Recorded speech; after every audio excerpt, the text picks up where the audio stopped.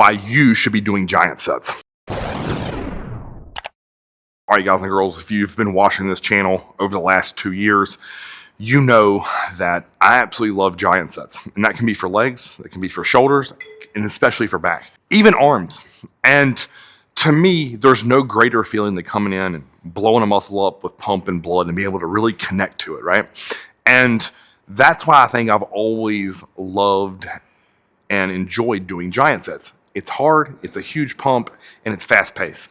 And I think, you know, part of it is a little nostalgia for me. I used to love watching Milo Sarchev videos, and he would just be destroying his pros in the gym at Coliseum with giant sets. And from the first time I did it, I was like instantly connected and addicted, because early in my bodybuilding, I struggled to connect to the target muscle, right?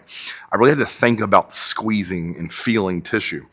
And that's because I came from a football background where the goal was just moving weight explosively from point A to point B.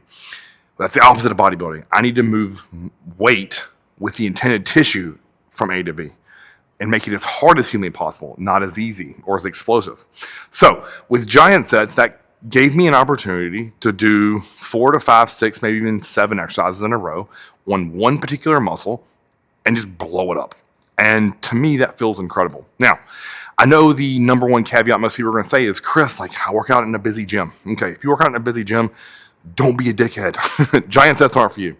But if you're in a gym like we are here, where it might be me, Chaz, and one other person at max, we're going to take advantage of that. And we're going to utilize giant sets as part of our program, not the whole standalone. And I think when people hear me say, like, you need to do giant sets, they think, oh, every single workout every week needs to be that. No, we implant it specifically in a portion of our workout or a portion of our week, right? So let's say I'm going to do giant sets for back, and I do a giant set rotation for pull downs and a giant set rotation for rows.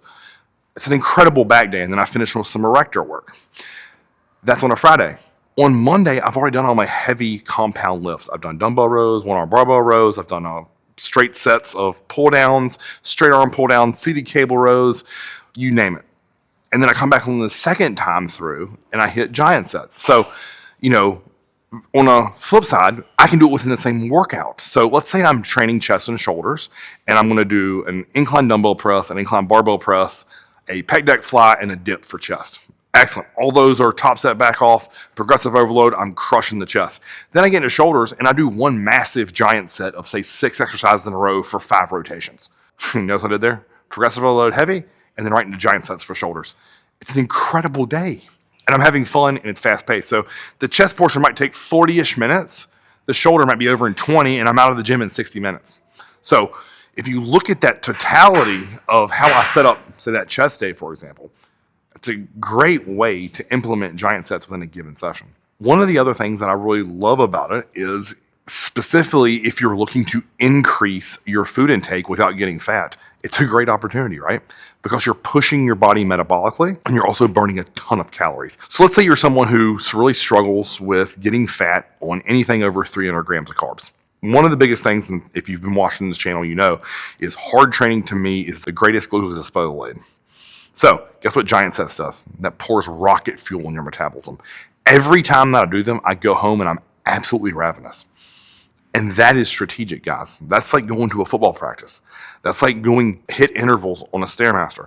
It just works. So if you're looking to really be able to pack in carbohydrates or build your metabolism, this is a great way to do it. So for example, if let's say 300 carbs is your max, where you're like, man, any more than that and I'm starting to put on body fat, add in giant sets 1 or 2 times per week and try taking those days specifically to 350 or even 400 and put a majority of that around your peri-workout window, meaning what you have before, during, and after the session.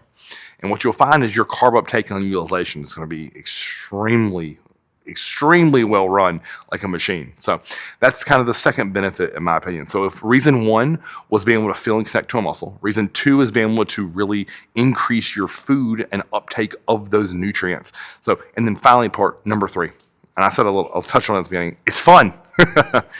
That's why I love bodybuilding. I'm able to mix a variety of training styles within my week or month of training and keep everything fresh and exciting. So for me, I'm not someone who will always come in and do the exact same workout every session. It's never been the way I've trained. I'm not saying it's not effective, because if that's you out there and you enjoy that, by all means attack it. But for me, I love some variety within a body part. So if we're talking about, like, I gave the example of back. Hard, heavy day on Monday, come back on Friday and hit 2 separate rotations for back giant sets. That doesn't always have to be there on that Friday. I could do supersets. I could do just a ton of volume. I could do, say, 30 or 40 sets of back on that Friday as opposed to doing giant sets. It doesn't matter.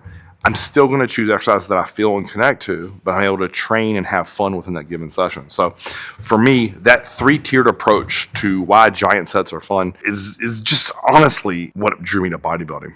And then I'm going to give you a bonus tip here, guys. If you're short on time, this is a great way to knock out an effective workout. So let's say, for example, something happened in my life where I have to go pick up Jackson from school and I only have 45 minutes to train, and it's a leg day. Well, my normal leg day is going to take more than an hour typically. But it can be drastically shortened if I did a giant set rotation for quads. And one of the ones that John had me do years ago, it was incredible. It was lying leg curls to leg press to hack squat to lunge to leg extension. 5 exercises, all done, 2-minute rest breaks between rounds.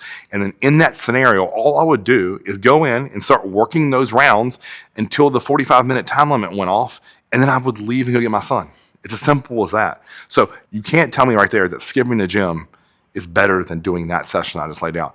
It'd be a nice mix-up. It's going to be a lowered weight, so your joints will get a little bit of relief for the week, and you'll get a massive pump and be able to test your heart and your brain in terms of pain tolerance. So again, another little bonus tip there is if you're short on time and you need to blow a body part up, get in there, crush it fast, and have a blast, guys. That's the number one thing. So if you like this video, guys, like, share, subscribe. Until next time, Chris TV.